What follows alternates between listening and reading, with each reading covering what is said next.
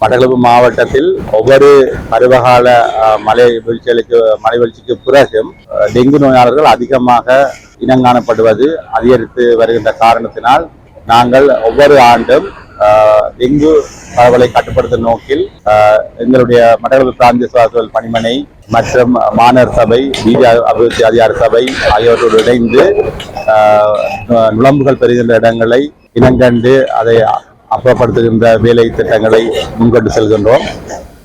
கடந்த சில மாதங்களாக டெங்கு நோயாளர்கள் ஒவ்வொரு நாளும் மட்டக்களப்பு மாவட்டத்தில் ஒவ்வொரு சுகாதார வைத்திய அதிகாரி பிரிவிலும் குறைந்தது 1 அல்லது 2 நோயாளர்கள் இனங்காணப்பட்டு அது அதிகரிக்கின்ற அபாயம் காணப்படுகின்றது. வெள்ள அனர்த்தத்துக்கு பின்னர் இதன் அபாயத்தன்மை மிகவும் அதிகமாக காணப்படுகிறது.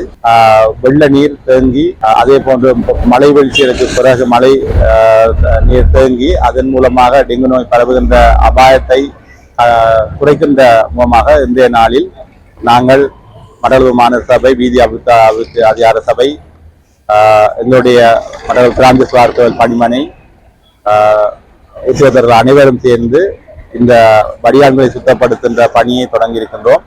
இதில் முக்கியமாக பொதுமக்களின் ஒத்துழைப்பு தேவைப்படுகின்றது. கொள்கலன்களை வடிகால்களில் போடுவது மற்றும் வீட்டு சூழலை டெங்கு நோய் நுழம்புகள் பரவுகின்ற சூழலாக வைத்திருத்தல் என்பவற்றை தவிர்த்து பொதுமக்களின் ஒத்துழைப்பு முக்கியமாக எங்களுக்கு தேவைப்படுகின்றது. என்னதான் நாங்கள் இந்த பணிகளை கிரமமாக முன்னெடுத்தாலும் பொதுமக்களின் தொடர்ச்சியான ஒத்துழைப்பு தான் எங்களுடைய மாவட்டத்திலிருந்து டெங்கு நோயை கட்டுப்படுத்துவதற்கு எங்களுக்கு உதவியாக இருக்கு.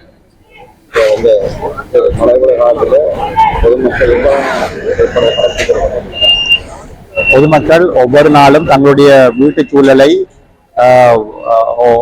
குடும்பத்தில் ஒருவர் வீட்டு சூழலை கண்காணித்து கொள்கலன்களில் நீர் நம்பி இருந்தால் அது நுழம்புகள் பெருகக்கூடிய இடங்களாக இருந்தால் ஒவ்வொரு நாளும் தங்களுடைய சூழலில் நுழம்புகளை அந்த அந்த நீர் தேங்குகின்ற இடங்களை அப்புறப்படுத்த வேண்டும். அதே போன்று அரச நிறுவனங்கள் அரசு சாரா நிறுவனங்கள் தங்களுடைய சுற்றுச்சூழலிலும் நுழம்புகள் பரவாது இருக்க இந்த சூழலை கண்காணித்து அதற்குரிய குழுவை அமைத்து ஒவ்வொரு நாளும் கண்காணிப்பை மேற்கொள்ள வேண்டும்.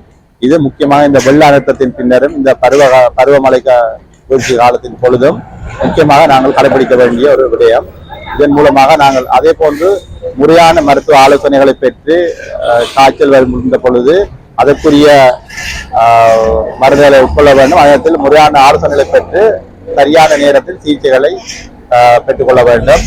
சிகிச்சைகள் தாமதிக்கப்படுகின்ற இடத்தில் அல்லது முறையான சிகிச்சை இல்லாமல் தவறான மருந்துகளை உட்கொள்வதன் மூலமாகவும் டெங்கு நோயினால் ஏற்படுகின்ற உயிரிழப்புகளை நாங்கள் தவிர்க்கக்கூடியதாக இருக்கு.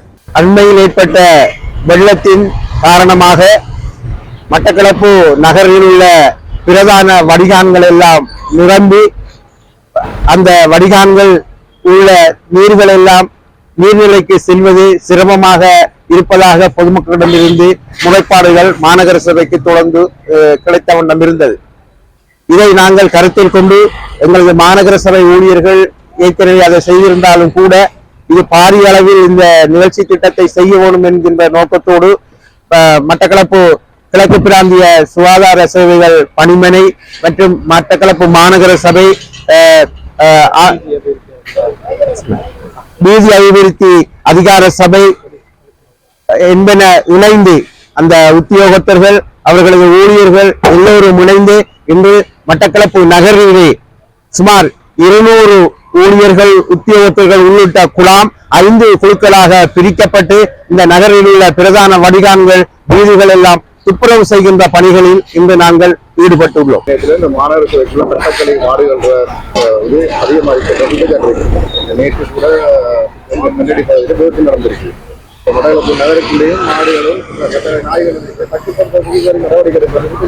நிச்சயமாக நாங்கள் மட்டக்களப்பு எமது கவுன்சில் நடைபெற்ற போது அந்த கவுன்சிலிலே இந்த கட்டாக்காளி மாடுகள் இந்த கட்டாக்காளி நாய்கள் கட்டுப்படுத்துவது சம்பந்தமாக நாங்கள் ஒரு தீர்மானத்தை நிறைவேற்றி இருந்தோம். அதன் அடிப்படையிலே நாங்கள் மட்டக்களப்பு மாநகர சபை ஊழியர்களை தவிர மேலதிகமான ஊழியர்களை நாங்கள் வெளியுள்ள வாலண்டியர்ஸ் அடிப்படையிலே இளைஞர்கள் உள்ளிட்டோரை உள்வாங்கி அவர்களுக்கு ஒரு ஒரு ஒரு ஒரு ஒரு அந்த ஒவ்வொரு மாடுகளுக்குமான ஒரு சிறிய பணத்தை அவர்களுக்கு ஒரு இன்சென்டிவாக வழங்கி அந்த செயல் திட்டத்தை நடைமுறைப்படுத்தி வருகின்றோம். ஆனால் அந்த செயல்பாடுகளுக்கு நாங்கள் குறிப்பிட்ட அந்த கால்நடை வளர்ப்பாளர்களிடமிருந்து அறவிடுகின்ற பணம் குறைவாக இருப்பதன் காரணமாக தொடர்ந்து இந்த நிலைகள் இங்கு ஏற்பட்டுக் கொண்டிருக்கிறது. நாங்கள் அடுத்து வரும் சபையிலே இதை முற்றுமுழுதாக தடுப்பதற்காக நாங்கள் இந்த தண்ட பணத்தை அதிகரிப்பதன் மூலம் இதை தடை செய்யலாம் என்கின்ற ஒரு நோக்கம் எங்களுக்கு ஏற்பட்டிருக்கின்றது. ஏற்கனவே இது தடை செய்யப்பட்ட இருந்த நிலையிலே இந்த மாடுகள் கால்நடைகள் குறைவாக இருந்த போதிலும் தற்பொழுது அதை அதிகரித்து வருவதாக பொதுமக்கள் முறைப்பாடுகள் செய்து வருகின்றார்கள். நிச்சயமாக நாங்கள் அதற்குரிய நடவடிக்கையை மேற்கொள்ள உள்ளோம். ஏனெனில் மக்களின் பாதுகாப்பு உறுதிப்படுத்தப்பட வேண்டும் என்கின்ற காரணத்தினால் நாங்கள் இந்த போக்குவரத்தில் விபத்துக்கள் ஏற்படுவதன் காரணமாக இந்த கட்டக்காலி மாடுகளினால் அதை தடுப்பதற்கான நடவடிக்கையை நாங்கள் மேலும் வலுவூட்டுவதற்காக வேண்டியுள்ளோம். அதே போன்று இந்த கட்டாக்காலி நாய்கள், இந்த நாய்களை நாங்கள் ஒரு காப்பகம் ஒன்றின் மூலம் அதை பிடித்து அதை காப்பதற்கான ஒரு நிகழ்ச்சி திட்டத்தை செய்திருந்தாலும் கூட ஏனைய சுகாதார அதிகாரிகளின் ஆலோசனைகளையும் நாங்கள் பெற்று வருகிறோம். அவர்களது ஆலோசனைகளின் அடிப்படையிலே இந்த கட்டாக்காலி நாய்களையும் பிடித்து அதை தடுப்பதற்கான முயற்சிகளை மேலும் மேற்கொள்வோம். நன்றி. மேலதிக செய்திகளுக்காக எமது யூடியூப் தளத்தை சப்ஸ்கிரைப் செய்யுங்கள்.